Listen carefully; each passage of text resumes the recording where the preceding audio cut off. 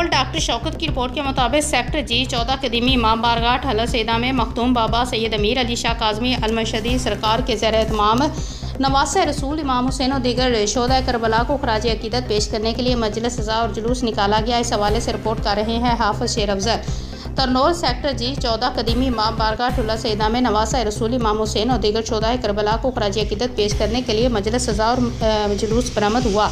मखदूम बाबा सैयद अमीर अली शाह काज़मी अलमशदी के ज़ेर एहतमाम मजलिस सज़ा और जुलूस निकाला गया। जुलूस अपने मुकर्ररा रास्तों से होता हुआ कदीमी इमाम बारगाह ठहला सैदा में इख्तिताम पजीर हो गया। जुलूस में मुख्तलिफ शहरों से हज़ारों की तादाद में मर्द ख़वातीन अज़ादारों ने शिरकत की। आखिर में मजलिस सज़ा मुनक्कद की गई, जिसमें मुल्क के नामवर ज़ाकरों ने शिरकत की। बाबा सैयद अमीर शाह काज़मी अलमशदी ने कहा कि इमाम हुसैन अलैहिस्सलाम की अजीम कुर्बानी ही तमाम उम्मत मुस्लिमा के लिए मिशल रहा है। पंजतन पाक की सच्ची गुलामी ही से दुनिया और आखिरत की कामयाबी है। और इस मौके पर साहबजादा सैयद अहमद अली शाह काज़मी अलमशदी ने भी गुफ्तगू करते हुए कहा कि अहले बैत से मोहब्बत हर मुसलमान के अकीदे और ईमान का जुज़ है।